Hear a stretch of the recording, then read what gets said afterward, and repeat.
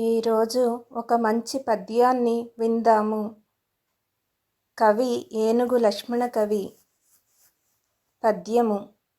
విద్య నిగూఢ గుప్తమగు విత్తము రూపము పూరుషాళికిన్ విద్య యశస్సు భోగకరి విద్య గురుండు విదేశ బంధుడున్ విద్య విశిష్ట దైవతము విద్యకు సాటి ధనంబు లేదిలన్ విద్య నృపాల పూజితము విద్య నెరుంగనివాడు మర్త్యుడే. భావము. చదువు దాచి ఉంచబడిన డబ్బు వంటిది.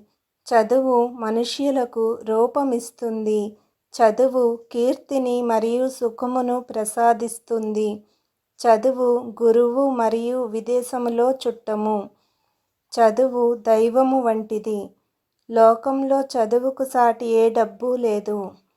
చదువు రాజుల చేత పూజింపబడేది. చదువుకోనివాడు చనిపోయిన వాడితో సమానము. ధన్యవాదాలు.